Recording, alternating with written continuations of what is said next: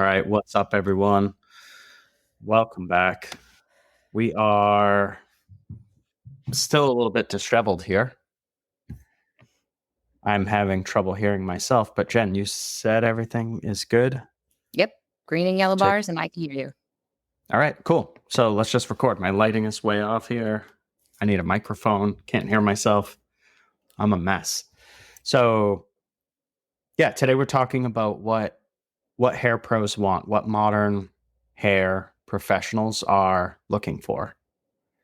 And I don't think so. We actually asked our staff these questions and we got a bunch of great feedback of why they're at Hello and why they stay at Hello. I forget what episode it was, but maybe like 5 to 10 episodes back we did that. And so I feel like that qualifies us to talk about this. We're not just guessing at what people want and trying to provide that, if that makes sense. Correct. What do you have for an opening take? Oh, yeah, that thing's still doing that, huh? We're going to do that forever. I kind of like it. I like it a lot. Oh, God. Okay. I have a DJ thing here with one headphone on, one off, because I can't hear All right. myself. So my opening take, I guess, this week was an emotional wreck for myself. So our oldest son is at Nature's Classroom. It's a 6th grade trip that they do every year for the 6th graders. And they go for 4 days, 3 nights. And interestingly enough, I focused the whole time getting him ready on him and his emotions. And when I dropped him off, I started crying first. He was actually just talking to me about regular stuff. We were hanging out, and then I just like couldn't stop crying. I'm like, what is wrong with me? And I guess in the steps of getting him ready, I was so trying to prepare him that I like forgot kind of to get my own self prepared for what was happening.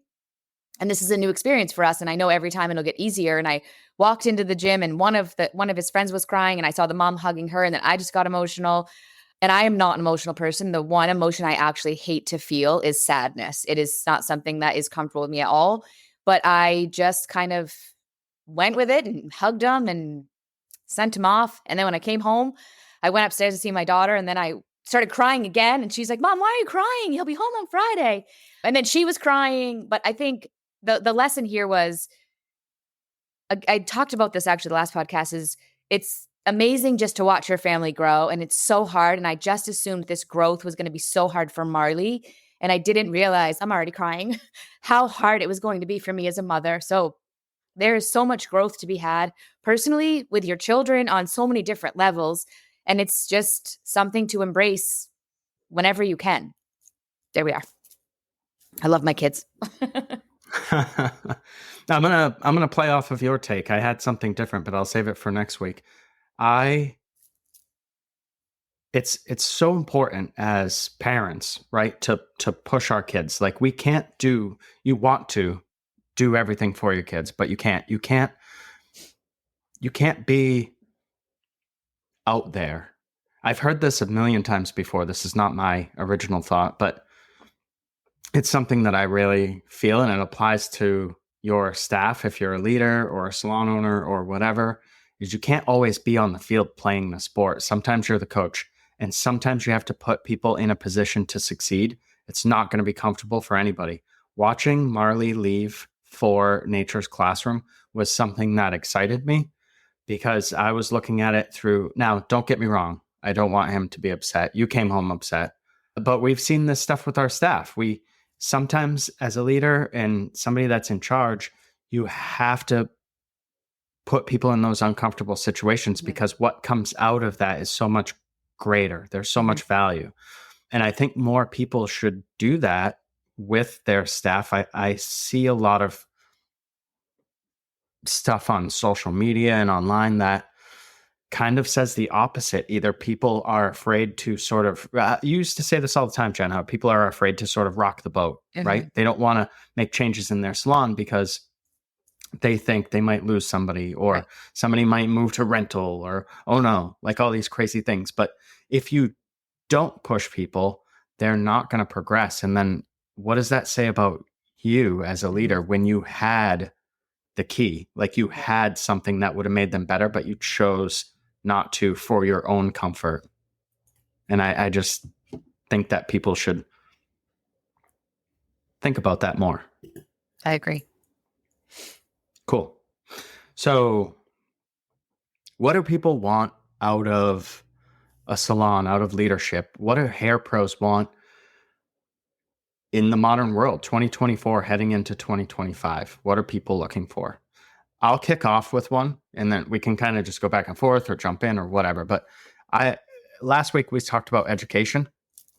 People want good education. Mm-hmm.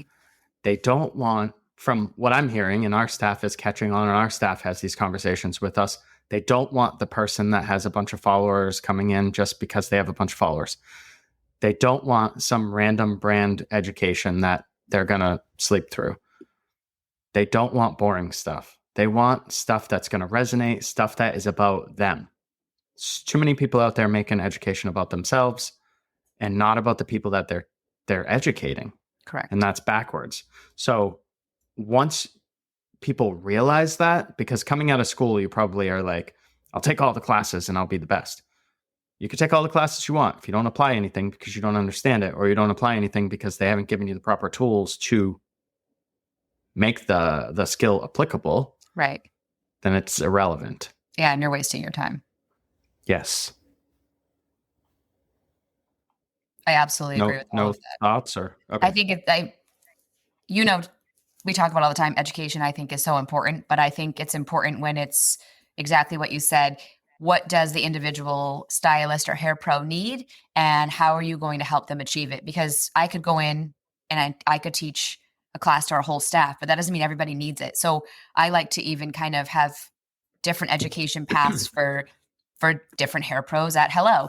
And it makes it so that they're focused on them. And then we check in, and we are coming to the end of the year. So 2 of them hadn't done some stuff. And this is where, like we talked about last week, it was like, you need to go to this haircutting class because one of the things on your agenda for 2024 was haircutting. So there's education, there's accountability with it. There's checking in to make sure they feel you're fulfilling whatever it is you promised. And then it's also, like you said, it's relevant to where they are today and where they are in their career.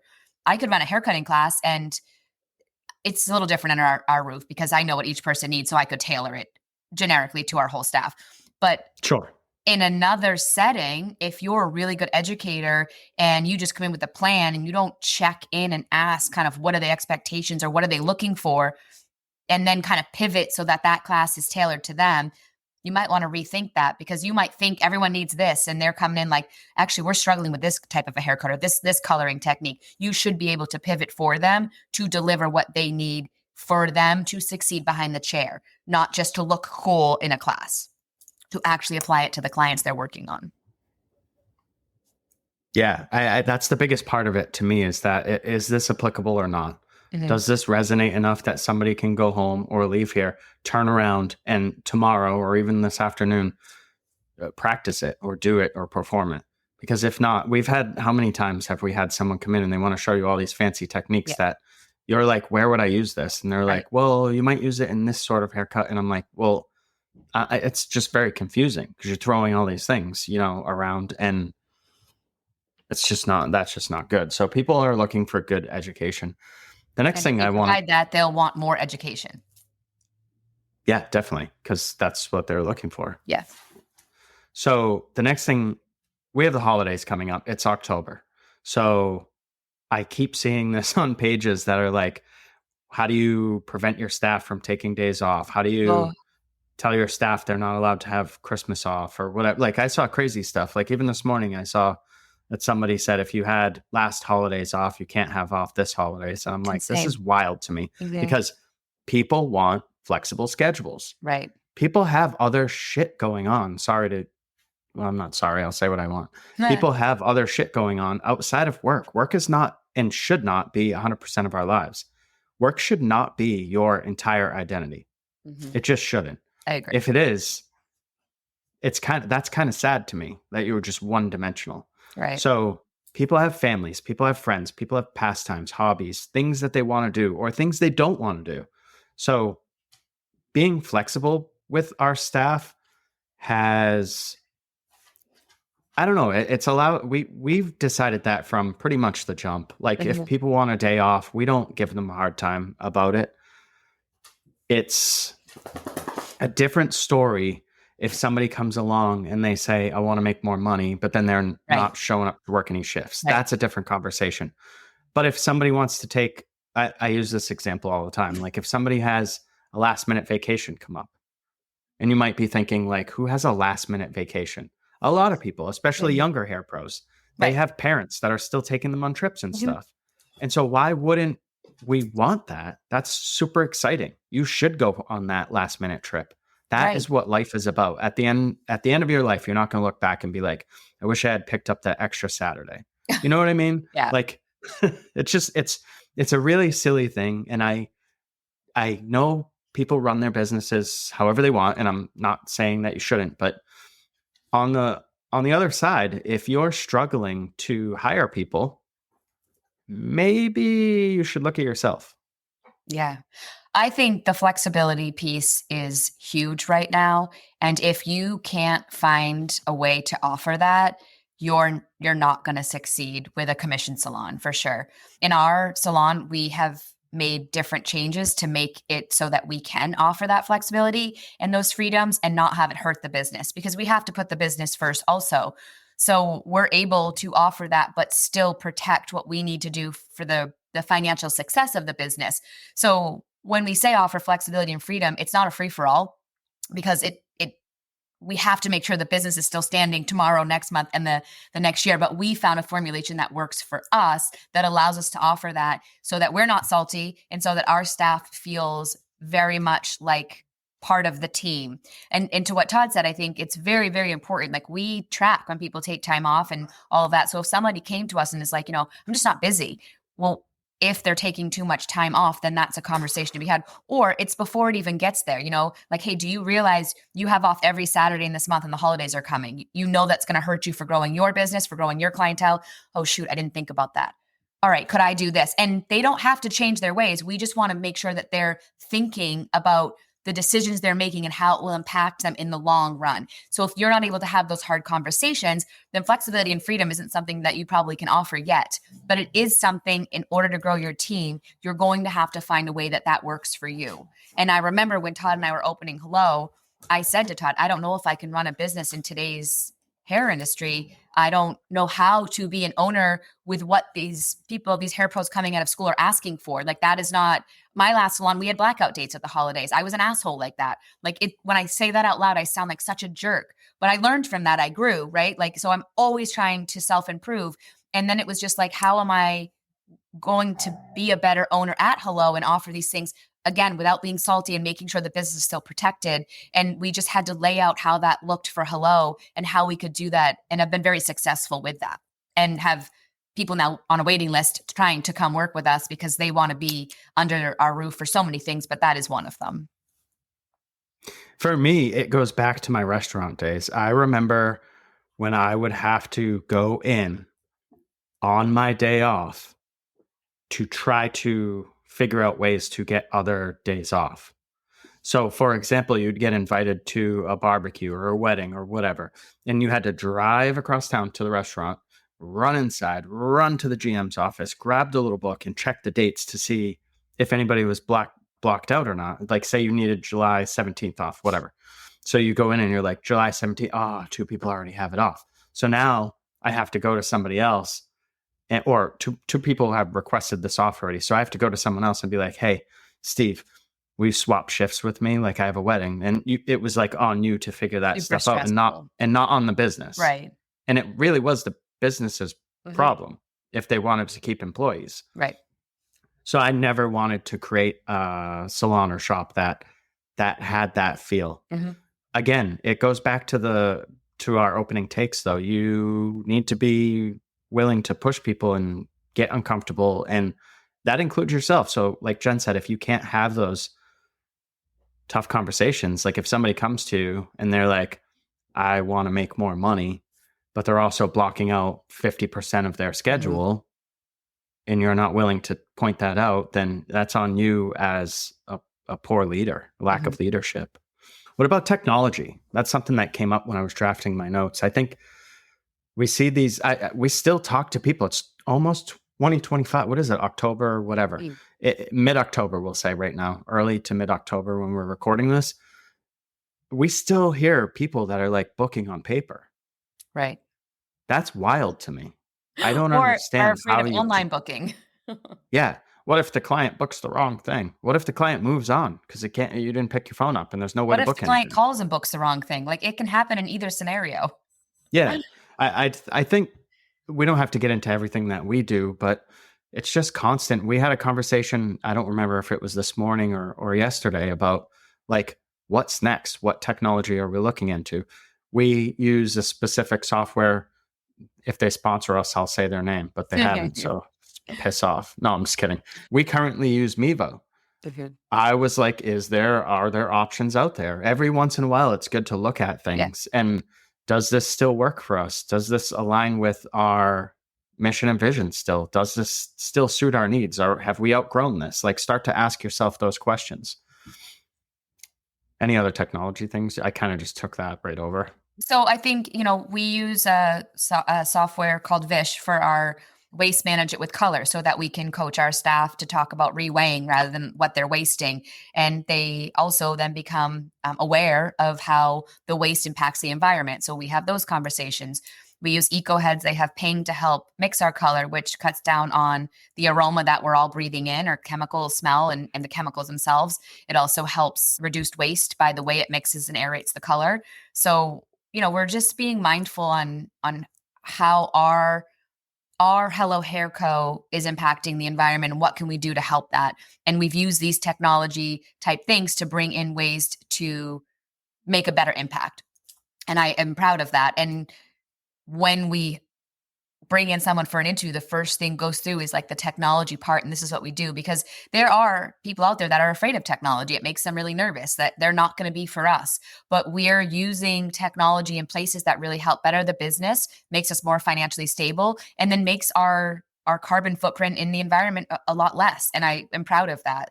And then we have staff that if they don't care, they're at least aware of it and they realize that they're doing their part just by using the technology we're providing.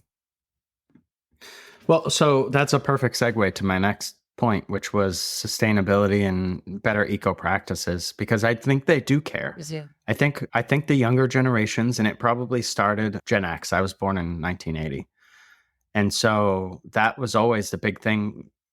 I mean, we saw it on the news. What was the, hairspray? What was it, Aquanet and stuff Oh like yeah, that? aerosols and Aerosols and stuff. And that's when it started. And they were like, Australia's going to burst into flames, mate, because there's a giant hole in the ozone. And they scared the shit out of everyone. And we were all like, ban plastic. And we went crazy and they stressed us out, man. They scarred us back then. But I think people are starting to get into, I know this for a fact, because it's like everyone you talk to is like, is this eco-friendly? Are they at least earth conscious? Whatever buzzword you want to put on it, because they are all buzzwords.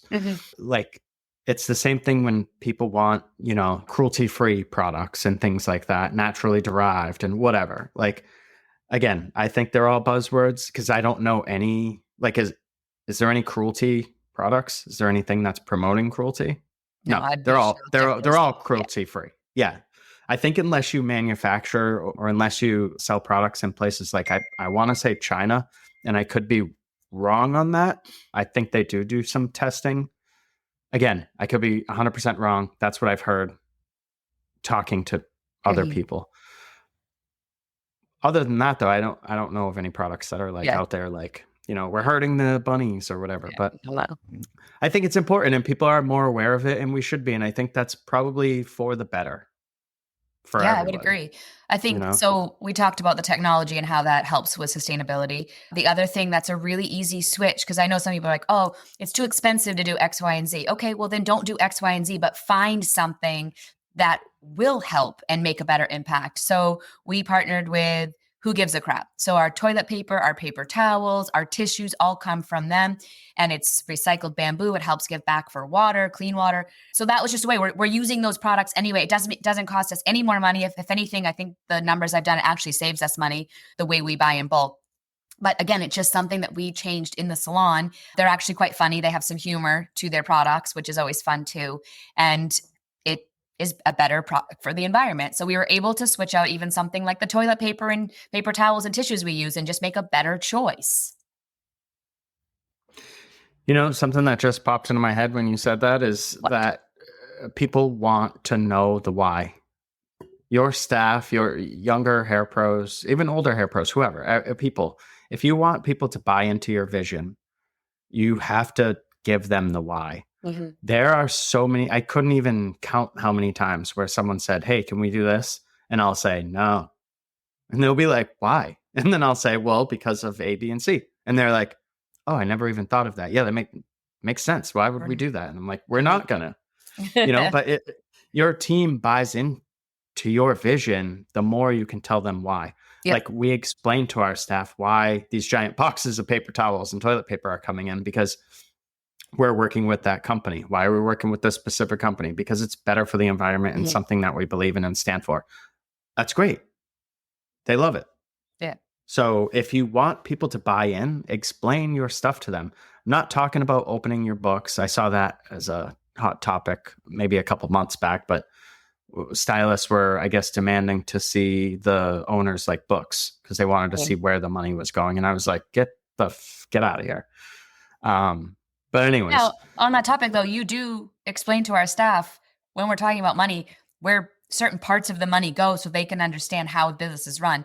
And some of them, they're like, they don't care. But when people have asked or curious, you don't have to open your books for that. We go through the model that we use so they understand when money comes in, where the dollars go and how that works. And their minds are always blown. Like, oh, I didn't think of it like that. Well, I know you're not running a business, but we will explain it to you if you want to understand where our money goes when it comes in the door. Yeah, definitely. I explain it as chunks. Like, so I'll take $1 and break it down into parts. And I'm like, these many parts go here, these many parts go here. And that's how it works. So even something as simple as that, I've used poker chips before. This is at $1. Now let's break down each piece. 2 pieces of this dollar go over here. 3 pieces go over here, and it's a visual aid because hair pros are super visual, mostly visual, creative people who maybe they don't. So I disagree with this because they do really have analytical minds, because I see you guys formulating and stuff. And I'm like, oh, I don't like numbers. I don't like math. Really? Anyways, but if you do stuff like that, you'll have your staff buying in because it's something that they want. I think that one's actually a really good point because it shows the staff, and a lot of times you'll hear this with commissioned salons, the business makes all the money or the owner makes all the money. When we break that down for the staff, they see that actually the staff member makes the biggest chunk of money and the business makes the smallest chunk of money. And when you show that to them, and you have to be able to understand how your business works and where your numbers are, but when you show that to them, they're like, oh, wow, okay. Like, yes, your value here is really large. And you also get paid the largest amount when we look at how we break down the commission structure. And it's an eye-opening experience every single time. Yes. What are some other things you want me to just keep running through this list? Yeah, go for it. Work environment. People want a supportive work environment, like an actual supportive work environment. They don't want you to just be like, you go, boss, babe. Like, they want actual support. They want to work together. They want to collaborate. They want to do the things. Mm-hmm. You know what I mean? I do. I think the feel of being part of something is extremely important to. That's kind of what I was getting at. I guess my brain was going there, but it just never arrived there.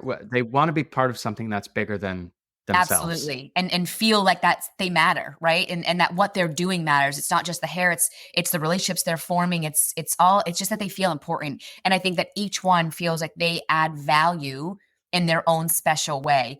And however you do that as a leader, that's yours. I'll remind them like why I picked them to be on the team. Sometimes we talk about it, or I'll even, like, was recently talking about my last apprentice. She just finished her hours, and sort of why she was a good fit for, go Emma, why she was a good fit for Hello in the beginning. And we also talk a lot about why she's fired now. No, I'm just kidding. You were a good fit for her, and sort of how the relationship just worked. And she's like, yeah, I kind of forget that. Or they'll say, like, sometimes like, oh, you just know me so well. I'm like, I pay attention, first of all. And it's part of my job to understand your pros, your cons, like certain things that will lift you up, and certain ways maybe to approach subjects with you that I wouldn't with someone else. Like that is something that a leader needs to be able to do with each person individually.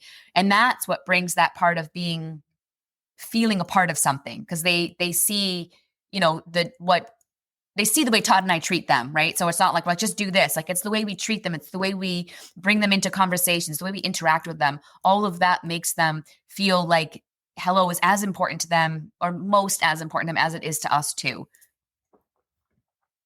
Yeah. And they will respect those times that you do need to be firm a lot more Mm-hmm. when you treat people like human beings. Like, it's rare, but there have been times where I've been like, I need you to do this right now Mm-hmm. before anything else. Like, because people fall off, people make mistakes, people forget things, people have off and bad days, whatever, doesn't matter. So when you have to be, I'm not going to say hard, because I don't know that we're ever hard on our staff, but Right. when you have to be firm and you're like, this is how we do it, here's why, or this is how we do it, I know you know why, Mm-hmm. please just do it that way. And people are receptive to that, and they're not like combative, and they're not going to be like, I'm going to go rental. Like, that's just not, if that's what you're worried about, then work on this stuff and you won't have to worry about it. Right.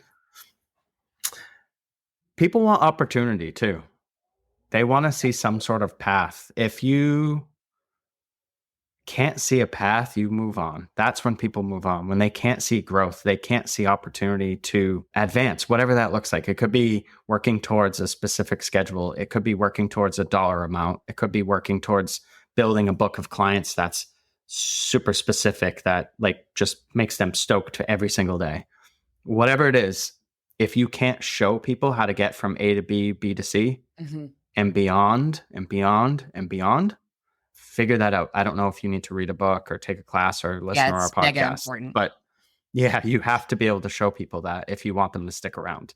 And it doesn't mean like, hey, like I said earlier in the podcast, like, hey, you need to work on haircuts this year. And then it comes the end of the year and like, why didn't you do that? Like, it's constant checking in. And then, like you said, it could be, hey, you haven't worked on this very much. So I just signed you up for this class that we will take care of, and I will be there to help you. But like, you need to do this. It's really important for your growth. Those are just little mini pushes that help them, but they need that too. And as much as people don't want to feel uncomfortable, they also really enjoy what comes after feeling uncomfortable, which is just like, wow, I just did that. Holy crap, I can't believe it. But if you don't push them to have that feeling, then you're not adding any value to their career. And you need to be able to do that. Agreed. The other thing, I think people kind of mix this up and say that they're not really sure what they want in a way. This is, people will come in and they'll say, do you get a lot of walk-ins? And we've had this conversation before a bunch of times. Really what people want is modern marketing. Mm-hmm. They want you to be online. They want you to have a presence, because that's what's going to find those clients that they want to work with. Right. And it's really that simple. I would work with somebody. If you don't figure out your SEO, you need a website. It's almost 2025. I can say that in October. I've still seen salons and barbershops with no online booking, no website, no nothing. They maybe have a Facebook page. And I'm like, At least really start really confused about how you want to progress or how you want to attract people to come work for you. Now, maybe you don't. Maybe you're old school and you're like, when I'm done, I'm done. I don't care if anybody comes and works there. Completely different. But what we've noticed is that people really appreciate having those things set up, because it's really exciting when we have new people that have open schedules, and then within weeks to months, depending on how much effort they put in also, they're like, wow, I went to sleep with nothing and now my week is filling in. Like, I woke up and my Tuesday's booked. And that's really rewarding as a business owner to be able to give that to people too.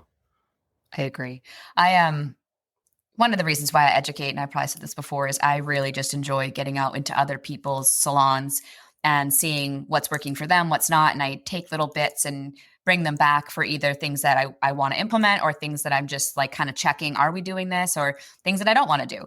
But what I hear most often is, I want to grow my staff. I want to grow, like, I want them to be busier, but I don't know how.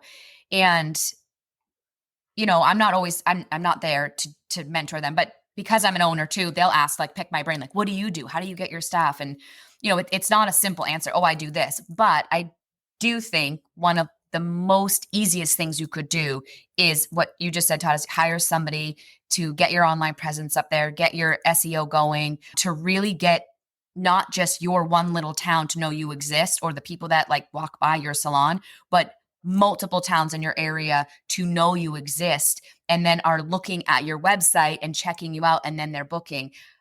This is a marathon pace. This is something we've done for the last couple of years. It was something we could not even afford in the beginning, but we figured out how to do it because we understood the value and the market that we would be brought into, and that it wouldn't be just the one town we're in. Like, oh, hey, we're here, we do hair. We want people to be searching and then really finding us. And SEO is just, it's where it is today. This is what you have to do in order to build the books under your salon. So if you're listening to this, you're like, I really want my staff to get busier. There's so many different things you need to do. And that is definitely one of them. But if you don't have a website and you don't have like the other things, like you have to do that first. But then you have to also, the culture in your salon, get your staff to engage with that, because the true perfect marriage is when they're doing their kind of work and then you're using your SEO, and then it just is magical how busy they can be. But just wanting them to be busy and doing the same thing you've done for 10 years and it's not working is exactly that. It's not working. You have to make some major changes that are what in today's world will make you successful and bring that business in. Yeah, I'm going to give you a little tidbit. I'm going to give you a pro tip right now. So I see this a lot too. How do you get your staff to do social media? My staff doesn't do social media. I can't get my staff to post on social media. Ready? It's not their job. It's not their job. Nope. Now, if they do post on social media because you've explained it effectively, it will help them. Yeah. But we have people that don't ever post and they're really busy. Yep. They were more of a So snail's pace to get there, but we that talk about that with them.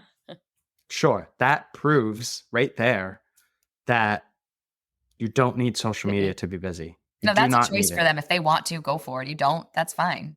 Yes. And like I said, I'll say it a million times. Does it help? Yes, it does help, because a lot of people are on Instagram. A lot of people are on Facebook. I know people think Facebook's gone. It's not gone. A lot of people are on there. A lot of people are on TikTok and wherever else that you like to get your social media.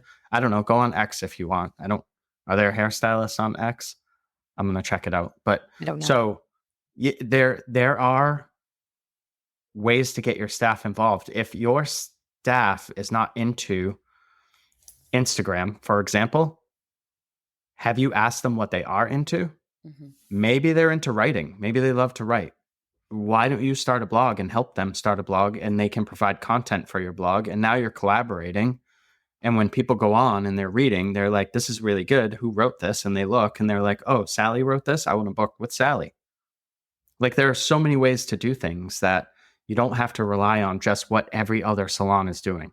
A safe, clean environment is something I know for a fact that people are into. Yeah. And I know every salon out there is like, my space is awesome. Is it? Because I've been in a lot over the last few years with Jen or with you, Jen. And I'll tell you, there are some that they're maybe not like dirty per se, but they are so cluttered, so disheveled. I can't even tell. Is this an antique store? Is this where am I? Oh, yeah. And there's, 27 different product lines. And look, if that's you, fantastic. If you're running an antique store out of the back of your salon, hey, you laugh, but we've seen it. I know. And people are like confused about why that's a bad idea. And again, it's not necessarily a bad idea if that's your thing. Right. It's like if every barbershop decided to be like a cigar lounge. Now, would that be cool for the barbershop that leans into that heavily? Yeah, super cool. I might check it out. I don't smoke cigars, but it would be something that would be cool. Now, if you just decided, well, that place did it and they're busy, I'll just do that. Right. Before you know it, you're 12 different things because you're like, oh, this guy did this and they got busy. So I'll just do that. I'll just add this to and it becomes a cluster. The second word there. It becomes a cluster. And I don't know that people really, really want that. Yeah. No, I think the cleanliness part and the decluttered is really important to most people most hair pros out there. For sure. Anything else? We talked about some of my notes kind of went together. So high quality products was on there. I think all product lines are probably, there's some that in my personal opinion, I think are like cheesy Okay. products out there. Doesn't necessarily mean they're bad or take away from the quality. Some of the stuff I see and I'm like, packaging is like tacky to me, right? Right. That's just my 2 cents. I think having products or aligning with brands or distributors, if you want to keep going up the ladder, Yeah. that makes sense and that you align with your business helps your team a lot because they want to feel some sort of cohesiveness. When Oh, you're, yeah. it's just like I was just talking about with the decor. If you're just, band-aiding things and Mhm. sticking things on the side of your business constantly, it doesn't feel as stable as Right. if you have that It's integration. confusing. Yeah. So I'm not telling you what to do, but here's another pro tip for you. Pick 2 or 3 product lines that you like and then give yourself a year or 18 months and try to eliminate one. Yeah. Try to Less is do the more. thing. Yeah, reach out to Jen if you need help, but because I know every line has pros and cons. Every Yep. line has holes in it that you have to fill with something from another line. So if you can find 2 or 3 lines that just play well together, Just you. I think that is pretty powerful. And it doesn't mean you have to stand by that. It doesn't mean you have to plaster their logo all over your Nope. salon. You don't have to do that. We were approached with that before. And I was like, Yeah. get out of here. No. I am not, no, I'm Hello Hair. I'm not a brand and then Hello Yeah. Hair under that. Thank you very much. Yeah, I'm just not willing to like go all in like that on some stuff. But it doesn't mean that we don't use product lines that we love. Right. You do work educating for Evo. We love Evo. We love Uverse. It's great. So, but we have a why and we have our staff understand that behind Yes. that. So now when people stop in without appointments and drop off all sorts of products and they're like, try these things. And the staff is like, can we get this? Can we get this? Because it's exciting. You see new stuff and you're like, oh, Yeah. it smells so good. Like, it's cool to try new stuff, but it doesn't mean we're swapping everything out Yeah. just because somebody random stopped in with a box of products. And again, goes back to because we explained that they understand it now too. We had that, I think, beginning of this year. They were coming to us a few things, and it was shit products, and it was endorsed by celebrities, so they thought it was cool, and it was just shit. But we listened, and I'm like, okay, they're clearly looking for something. Let's find. That specific one was a woman that stopped in with a guy and tried to name drop all these Oh, celebrities on me. And I yeah, was like, you can go. I was actually on my laptop working and she just walked in and started talking. And I was like to the staff, not even yeah. me. And I'm like, what is happening? Who are you? Why But did we you walk in turned here? Do we need a that. door guy? Yeah. Oh my God. We turned that experience and listened to the staff. I was like, all right, so we were on a hunt. Like, let's find a product line that maybe was a little different, newer, and would get them excited. And it took whenever that was, it took till I think last month to find something. And it was game on. Like they knew they trust the process, right? And then they were like, how did you find this? Where is this? How do we get this? And it's been really fun for them. But it doesn't mean that overnight we can deliver everything. Like that took a while because we had to vet the products. We had to try It them. needs to. It Do needs to certain take a things. while. Yeah. And then it was finally like, okay, we stand behind this right now. Let's try this out. But that might have, I think, took 6 or 7 months at least. But then when we delivered, it was game on. Super fun. Awesome. Do you have any closing thoughts? My closing thoughts would be to, if you're not doing any of these things, you got to just pick one to start really simple. And probably you need to reach out to get your thoughts organized. But I really like one of the things we talked about today was just that sometimes you will need to either push yourself to make a change or you will need to push a staff member to do better for themselves. And yes, it may not always be successful, but 9 times out of 10 or more often than not, the uncomfortable part will result in feeling really great and being very proud of yourself or very proud of your staff or them proud of themselves. But you have to always be pushing to be better and do better. Dang. All right. That's cool. I'll leave you with a quote. I love quotes. If Okay. you're not on my email list, get on my email list because I put quotes in there all the time. I might butcher this, but it was Bob Ross, and he said, talent is a pursued interest. I love it. Yeah, I can't improve on that. So we'll see you next week. Thanks for listening, everyone. Bye. Bye.